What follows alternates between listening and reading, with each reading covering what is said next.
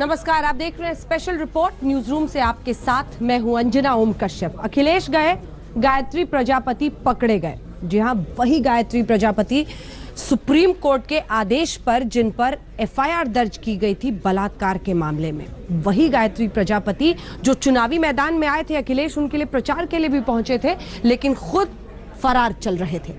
आखिरकार सरकार बदल रही है, गायत्री प्रजापति पकड़े गए।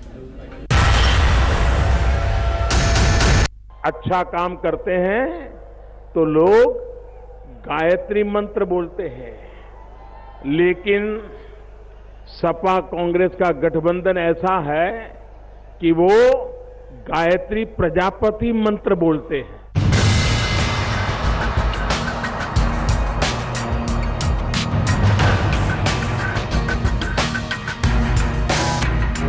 तेरा और महिला का जो आरोप लगाया है, नार्को टेस्ट होना चाहिए, दूध का दूध, पानी का पानी हो जाएगा। ये राजनीतिक षड्यंत्र किया जा रहा है मेरे साथ। गायत्री प्रजापति मंत्र का तिलिस्म टूट गया। प्रदेश में सरकार गई तो सारी हेकड़ी गुम हो गई। 5 साल तक लाल बत्ती की सायरन बजाती कार में घूमने वाला गायत्री प्रजापति पुलिस की सायरन बजाती नीली बत्ती की गाड़ी में बैठकर जेल पहुंच गया। सुप्रीम कोर्ट के आदेश के बाद भी जिस गायत्री प्रजापति को उत्तर प्रदेश पुलिस तलाश नहीं पा रही थी, उसी पुलिस ने अखिलेश यादव सरकार के पतन के आसार दिखने के साथ ही गायत्री को दबोच लिया। सामूहिक बलात्कार के मामले में 18 फरवरी से लगातार फरार चल रहा गायत्री प्रजापति अखिलेश की सरकार में कैबिनेट मंत्री था। पुलिस उस पर हाथ डालने से परहेज कर रही थी, लेकिन 11 मार्च को जब यूपी की जनता ने अखिलेश सरकार को ही बर्खास्त कर दिया तो पुलिस हरकत में आ गई। गायत्री ने पुलिस के साथ खूब चोर सिपाही खेला। मंगलवार की रात वो चोरी छिपे लखनऊ पहुंच गया था। बुधवार को उसे लखनऊ के आलमबाग इलाके से दबोच लिया गया। मामले में 7 अभियुक्त थे कुल, जिनमें से 6 अभियुक्तों को पहले ही गिरफ्तार कर लिया गया था। जो मुख्य अभियुक्त थे, प्रमुख अभियुक्त इसके गायत्री प्रजापति, उनको आज सुबह लखनऊ पुलिस ने गिरफ्तार कर लिया है। एक अभियुक्त हैं जो आज अरेस्ट हो गए हैं और इसमें अभी 7 अभियुक्त हम लोग अकाउंट फॉर कर चुके हैं। इसमें पुलिस रिमांड की जरूरत समझी जा रही है। अभी कुछ एविडेंसेस और कुछ इसमें शेष है, तो हम लोग देखेंगे। सस्टेन्ड इंटेरोगेशन के लिए यदि आवश्यकता पड़ी तो हम लोग इसमें पुलिस पीसीआर के लिए भी अप्लाई करेंगे। पिछले 4 दिनों से गायत्री प्रजापति पर शिकंजा कस चुका था, लेकिन वो पुलिस के हत्थे चढ़ने से बचना चाहता था। उसने तो सरेंडर करने की तैयारी भी कर रखी थी, लेकिन इससे पहले वो अपने इरादों में कामयाब हो पाता, पुलिस ने उसे धर दबोचा। पुलिस की गिरफ्त में गायत्री फड़फड़ाने लगा। खुद को बेकसूर बताते हुए नार्को टेस्ट की मांग करने लगा। सरकार बदली है, लगता है पुलिस पे दबाव बनाया। मैंने सीधा ये कहा कि जो है ये घटना जो है राजनीति से प्रेरित है, षड्यंत्र किया गया है। हम सीधा कह रहे हैं कि इस घटना का सीधा नार्को टेस्ट हो, और नार्को टेस्ट हमारा भी हो, महिला का भी हो, पूरा दूध का दूध, पानी का पानी हो। क्या महिला और बार-बार बयान बदल रही है, आपको लग रहा है? मतलब नहीं, मैंने सीधा कहा कि ये मुझे फंसाया जा रहा है, राजनीतिक षड्यंत्र किया गया है। लखनऊ पुलिस ने गायत्री प्रजापति को अदालत में पेश किया, जहां से अदालत ने उसे 14 दिनों के लिए जेल भेज दिया। गायत्री प्रजापति और उसके 6 साथियों के खिलाफ कुछ महीने पहले एक महिला ने यौन उत्पीड़न का आरोप लगाया था, लेकिन पुलिस ने उसकी रिपोर्ट दर्ज नहीं की। 35 वर्षीय महिला ने मंत्री के खिलाफ एफआईआर दर्ज न होने पर सुप्रीम कोर्ट का दरवाजा खटखटाया था। महिला के मुताबिक उसके साथ गैंगरेप हुआ और उसकी बेटी का भी यौन शोषण किया गया। महिला ने डीआईजी के पास भी इस मामले में अपनी शिकायत दर्ज कराई थी। महिला का आरोप था कि प्रजापति ने उसे ब्लैकमेल कर पिछले 2 साल में कई बार उसके साथ रेप किया। सुप्रीम कोर्ट ने गायत्री प्रजापति के खिलाफ रिपोर्ट दर्ज करने के आदेश दिए। सुप्रीम कोर्ट के आदेश के बाद 18 फरवरी को गौतमपल्ली थाने में गायत्री प्रजापति और उसके साथियों के खिलाफ गैंगरेप की कोशिश और पॉक्सो एक्ट की धारा के तहत एफआईआर दर्ज हुई। किसी तरह हमारी बेल हो, हम कानूनी अपने पहलू देख रहे हैं, अपनी बेल दाखिल करेंगे, वही हमारे लिए माननीय न्यायालय जो भी तथ्य माननीय न्यायालय समझ रखेंगे उसमें हमारी जमानत हो। क्या बेलेबल ऑफेंस है ये? नहीं मैडम, बेलेबल ऑफेंस नहीं है, संज्ञेय अपराध है, बेलेबल कहीं से नहीं है। उत्तर प्रदेश में चुनावी माहौल था, ऐसे में अखिलेश सरकार के कैबिनेट मंत्री पर इतना बड़ा आरोप लगा। गायत्री प्रजापति रो रो कर मंच पर दुहाई देने लगा।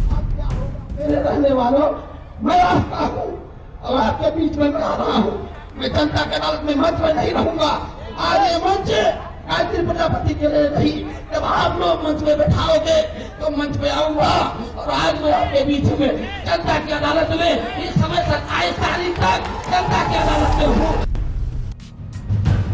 समाजवादी पार्टी में गायत्री प्रजापति रसूख वाला मंत्री था। उसके रसूख का हाल ये था कि अखिलेश यादव ने उसे अपनी कैबिनेट से बाहर कर दिया था, लेकिन कुछ ही दिनों बाद वो उसी रुतबे से सरकार में लौट आया।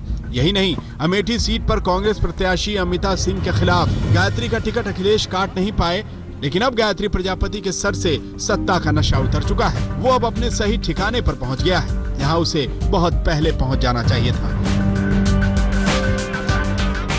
लखनऊ से मौसमी सिंह और तंसीम हैदर के साथ चिराग गोठी, दिल्ली आज तक।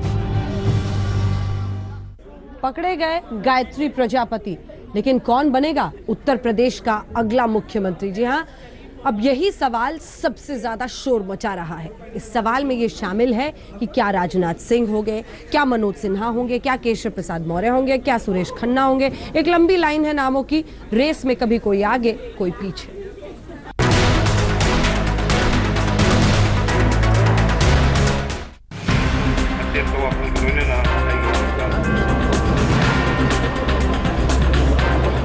मणिपुर और गोवा में बीजेपी ने जुगाड़ वाली सरकार बनाई और वहां मुख्यमंत्री चुनने में न कोई हड़बड़ी हुई और न ही कोई तेज। लेकिन जिस उत्तर प्रदेश में बीजेपी को ऐतिहासिक बहुमत मिला है, वहां मुख्यमंत्री पद को लेकर बना सस्पेंस खत्म होने का नाम नहीं ले रहा है। कभी कभार विजय होने के अनेक कारण होते हैं, लेकिन अकल्पनीय भारी मतदान के बाद अकल्पनीय भारी विजय होता है, वो पॉलिटिकल पंडितों के लिए विचार करने के लिए मजबूर कर रहा है। उत्तर प्रदेश में बीजेपी को जैसी जीत मिली, उसकी तो कल्पना प्रधानमंत्री नरेंद्र मोदी ने भी नहीं की होगी। लेकिन इतनी बड़ी जीत के बाद यूपी का कप्तान किसे बनाए, इसे लेकर माथापच्ची जारी है। जीत के ऐलान के 4 दिन बाद मुख्यमंत्री चुने जाने की बात तो दूर, विधायक दल की अभी बैठक तक नहीं हो पाई है। मुख्यमंत्री के लिए क्या आप इस जिम्मेदारी को लेने? हमारी सरकार बन रही है और हमारी सरकार एक व्यक्ति मुख्यमंत्री तय नहीं करता है, पार्टी बैठकर तय करेगी। जो मुख्यमंत्री बनेगा वो पार्टी का कार्यकर्ता है। पार्लियामेंट्री बोर्ड ने निश्चित कर दिया है कि वहाँ पर्यवेक्षक जाएंगे और पर्यवेक्षकों में वेंकैया जी हैं और डॉक्टर भूपेंद्र जी हैं।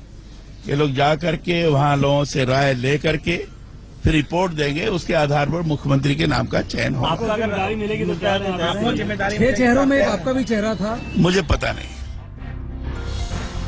यूपी में बीजेपी सरकार के कप्तान के लिए फिलहाल 4 नामों की चर्चा जोरों पर है। इनमें सबसे ज्यादा चर्चा में है केंद्रीय गृह मंत्री राजनाथ सिंह का नाम। यूपी के बीजेपी अध्यक्ष केशव प्रसाद मौर्य का नाम दूसरे नंबर पर है। पूर्वांचल में जिस तरह बीजेपी ने परचम लहराया है, उसमें योगी आदित्यनाथ भी मुख्यमंत्री पद के बड़े दावेदार बनकर उभरे हैं। रेल राज्य मंत्री मनोज सिन्हा का नाम भी यूपी के मुख्यमंत्री बनने की रेस में चल रहा है। राजनाथ सिंह पहले भी उत्तर प्रदेश के मुख्यमंत्री रह चुके हैं। इस पद के सबसे बड़े दावेदार भी उन्हीं को माना जा रहा है। लेकिन सूत्रों की माने तो राजनाथ सिंह केंद्र से वापस लखनऊ नहीं आना चाहते। उन्होंने तो मुख्यमंत्री पद को लेकर उनके नाम की चर्चाओं को निराधार बता दिया। सर बड़ा खबरों में एकदम चल रहा है आपका नाम। फालतू बात सब अनावश्यक है सर। क्या फालतू बात? नहीं जाएंगे। राजनाथ सिंह अगर यूपी के मुख्यमंत्री नहीं बनते हैं तो फिर केशव प्रसाद मौर्य, योगी आदित्यनाथ और मनोज सिन्हा इसके सबसे बड़े दावेदार हैं। लेकिन इनमें से कोई भी नेता साफ साफ कुछ भी कहने से बच रहा है। यूपी के लिए मुख्यमंत्री चुनना मोदी और अमित शाह की जोड़ी के लिए आसान नहीं है, क्योंकि यूपी देश का सबसे बड़ा राज्य है, 80 संसदीय सीटों वाला राज्य। बीजेपी यहाँ ऐसा मुखिया चाहेगी जो साफ सुथरी छवि का हो, प्रदेश के जाति और मजहबी समीकरण साध सके और 2019 के लोकसभा चुनाव में भी प्रदेश में बीजेपी का दबदबा कायम रख सके। हिमांशु मिश्रा के साथ अशोक सिंघल, दिल्ली आज तक। इन सब के बीच उत्तर प्रदेश में एक नेता ऐसे हैं जो सिर्फ बात करके बवाल खड़ा कर सकते हैं, और वो है आजम खान साहब। उनसे बात की है खास हमारी सहयोगी मौसमी सिंह ने। सुनिए। मेरे साथ समाजवादी पार्टी के कद्दावर नेता आजम खान साहब हैं, आइए उनसे बात करते हैं। सर, जिस तरह से ये पूरी चुनाव के नतीजे आए हैं, क्या आप ये मानेंगे कि समाजवादी पार्टी के से जो है बड़ी गलतियां हुई जिसकी वजह से जनादेश एक तरह से बिल्कुल खिलाफ गया और समाजवादी पार्टी की सरकार जो है बिल्कुल धराशायी हो गई? देखिए, ये चुनाव लोकतांत्रिक मूल्यों पर नहीं हुआ और नहीं लगा कि ये किसी ऐसे मुल्क का चुनाव या ऐसे प्रदेश का चुनाव है जो धर्मनिरपेक्ष हो। ये मैंडेट है मुसलमानों के खिलाफ, जो नफरत, जो हेट्रेड उनके खिलाफ फैलाई गई, ये उसका मैंडेट है। कमल चाहिए या कुरान चाहिए, शमशान चाहिए या कब्रिस्तान चाहिए, ईद पे बिजली चाहिए या दिवाली पर चाहिए, बस एक ऐसा दर्द है दिल में जिसका बयान नहीं कर सकते। न जाने कितनी सत्ताएं हमारे सामने आई और गईं, लेकिन ओवरनाइट पावर का ट्रांसफर हो गया, एहसास भी नहीं हुआ। लेकिन इस बार जो पावर बदली है तो दिल डर से बैठा जाता है, और मेरे अकेले का नहीं, न जाने कितने करोड़ लोगों का दिल बहुत ही खौफ के माहौल में है। और ये खौफ किसी की फतह नहीं है, हम तो हर बात के लिए तैयार हैं। कहा गया कि मोदी मोदी कहना होगा या पाकिस्तान में रहना होगा, तो पाकिस्तान को तैयार भी तो करें इस बात के लिए। हम कहाँ जाएं, हमारा देश निकाला कहाँ हो, कहाँ हमारी जगह है, ये तो मोदी जी तय करके बताएंगे। हम अपने से तो नहीं जा सकते। को लेकर वोट दिया है, आपको लगता है कि ये धर्मनिरपेक्षता पर वोट है, सांप्रदायिक तरह से वोट दिया गया है? देखिए, 3 बातें आपकी हो गई, धर्मनिरपेक्षता, कुशासन और काम।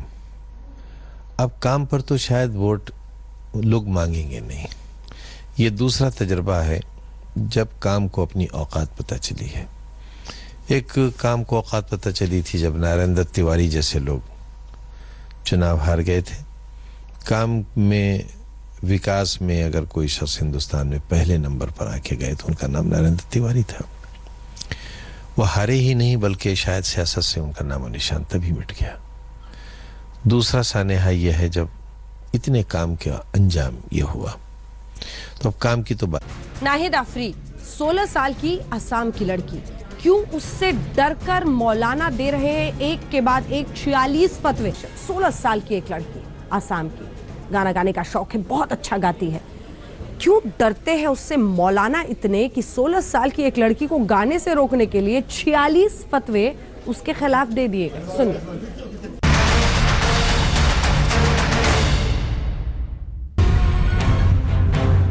16 साल की सिंगर के खिलाफ 46 फतवे।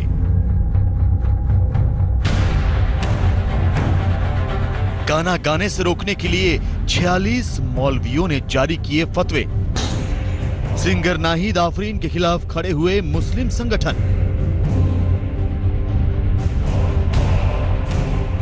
आफरीन ने कहा, मेरा संगीत अल्लाह का तोहफा है, मैं अपनी आखिरी सांस तक गाना गाती रहूंगी।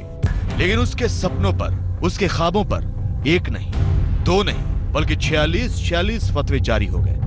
46 मौलवियों ने आफरीन के गाना गाने पर पाबंदी लगाने का ऐलान कर दिया और आफरीन के गाने को शरिया के खिलाफ बताया। संगीत मेरी खुदा की देन है, मुझे तोहफे की ओर से मिला है संगीत, तो अगर मैं इसका प्रॉपर यूटिलाइज ना करूं तो अल्टीमेटली जाके खुदा को इग्नोर करना होगा। 16 साल की नाहिद आफरीन असम के जिस सोनितपुर की रहने वाली है, उसी असम के 46 से ज्यादा मुस्लिम संगठनों ने मिलकर इस बच्ची के खिलाफ फतवा जारी किया है। वो इसे गाना गाने से रोकना चाहते हैं, लेकिन आफरीन कहती है कि वो आखिरी सांस तक गाना गाना नहीं छोड़ेगी। उससे जितना हो सके मैं संगीत जारी रखूंगी लाइफ टाइम। असम के 46 मौलानाओं की वो कौन सी दलील है जिसकी वजह से आफरीन के खिलाफ इतने फतवे सुनाए गए हैं? हम आपको वो दलील भी दिखाएंगे, लेकिन पहले आपको बताते हैं कि नाहिद आफरीन की दलील क्या है। आफरीन कहती है कि उन्हें कई बड़े बड़े मुस्लिम गायकों और संगीतकारों से प्रेरणा मिलती है, जिसमें बेगम परवीन सुल्ताना, नीलिमा खातून, उस्ताद गुलाम अली साहब, राहत फतेह अली खान, जावेद अली जैसे सिंगर शामिल हैं। टूट गई थी मैं अंदर से, और 1-2 मिनट के लिए ऐसा भी लगा था कि मुझे शायद संगीत छोड़ना पड़ेगा, लेकिन बहुत इंस्पिरेशंस मुझे मिला बेगम परवीन सुल्ताना जी से, हमारे लेजेंडरी सिंगर्स नीलिमा खातून जी। इस बीच उन 46 मौलानाओं को नाहिदा आफरीन ने कुछ ऐसा जवाब दिया है कि अब सब चुप हैं। ये कह रही है कि मैं गाना नहीं छोड़ूंगी। उसके जज्बे को सलाम।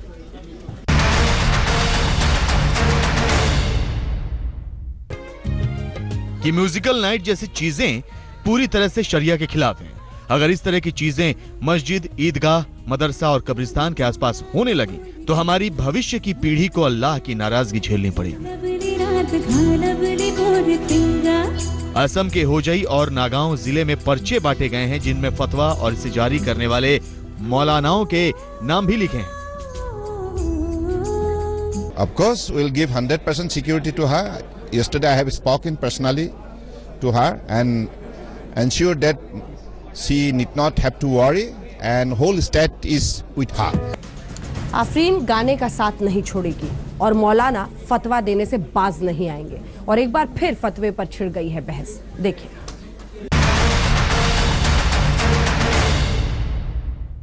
आप कोई नहीं बताने वाले रियल इशू कौन है। ये भी रियल इशू है, ये भी रियल इशू है। हिम्मत नहीं है, आप इग्नोर नहीं। अब आपको बता दें कि आफरीन 2015 में अपनी आवाज के चलते ही आप डरपोक आदमी हैं। आप एक छोटी सी बच्ची से डर गए हैं क्योंकि वो आपके फतवा को इंकार कर रही है। बुज़दिल हैं आप बुज़दिल इंसान हैं, बुज़दिल हैं आप सबसे बड़े बुज़दिल हैं। आप बच्ची को अटैक कर रहे हैं, आप सबसे बड़े बुज़दिल हैं। आपको शर्म आनी चाहिए। अरे हम तो अपनी माँ हिंदुस्तानी माँ बहनों की जान बचाने के लिए आ गए हैं। और हम कह रहे हैं कि जहेज के लानत को खत्म किया जाए। जहेज के नाम पर औरतों को जो जलाया जा रहा है उसको खत्म किया जाना चाहिए। इस देश में बच्चियों को माँ के पेट में कत्ल किया जा रहा है, उसको खत्म किया जाना चाहिए। आपकी सरकार ने सरोगेसी गरीब औरतों के पेट को आपने पैसे के लिए बेच दिया। सरोगेसी कानून आपने पास कर दिया। नाहिद, आप देख रहे हैं कि किस तरीके से ये मौलाना मेरे को लगता है डिलिबरेटली पॉलिटिसाइज कर रहे हैं कि यंग लड़की की आवाज को दबाने की कोशिश, ताकि आपकी जो हसरतें हैं, आपकी जो उम्मीदें हैं, कहीं ना कहीं उसको कुचल दिया जाए। Instead of trying to appreciate and support what you are doing, they are actually trying to prevent this from happening. Very very unfortunate this. Nahid, मैं एक ही सेंटेंस बोलना चाहूँगी। हमारे कुरान शरीफ में एक सेंटेंस है, हुब्बुल वतने ईमान। इसका मीनिंग यही है, अगर if we work for the people, if we love people, then this is the part of ईमान। और and I love people, I am a philanthropist and मैं अपने नेशन के लिए कुछ करना चाहती हूँ, अपने लोकेलिटी के लिए, आसाम के लिए, इंडिया के लिए कुछ करना चाहती हूँ। और चूँकि मुझे I love my mother India and I want to take music as my weapon and I want to gift India something through my music. अगर म्यूज़िक को मैं अप्लाई करके, अगर मैं कुछ लोगों के लिए अगर मैं कुछ करने की कोशिश करूँ, then I think music is a part of the iman too, if I take it in that way. बहुत खूब। मौलाना साहब, कुछ सीखिए नाहिद से। अरबिक गाना भी गाती हैं, भजन भी गाती हैं, कुछ सीखिए, प्रेरणा लीजिए and spread the message of peace, spread the message of love. उसको अटैक करने के बजाय उसको इनकरेज कीजिए। मौलाना साहब, कुछ सीखिए नाहिद से। आप इसका आप पूरे देश के मुसलमानों को, पूरे देश के धर्मानों को हिंदुत्व धर्म को अपनाने की तरगीब दे दें, ये करते हैं। कम ऑन मौलाना साहब, कम ऑन। अपना लें, कोई नहीं अपनाने को कह रहा। अरे नहीं सर, आपकी गर्दन पे कोई तलवार नहीं रख रहा। मैं कह रहा हूँ अगर वो गा रही है। अरे जनाब, कैसी बातें कर रहे हैं? देश को लेके किधर जाना चाह रहे हैं? Let I don't want to engage in a debate with you. Let Shazia respond to what you're saying. Shazia, गा रही है उसको किसी अरे आपको पेट में क्या दर्द हो रहा है? वो गा रही है तो, अगर वो गा रही है तो आपको पेट में कौन दर्द हो रहा है? आपको नहीं गाना मौलाना जी, आप मत गाओ। आपको पेट में क्या प्रॉब्लम हो रही है? वो गा रही है, उसको गाने दो। इसी के साथ स्पेशल रिपोर्ट में न्यूज रूम से इतना ही, लेकिन देश दुनिया की बाकी खबरों के लिए आप देखते रहिए आज तक।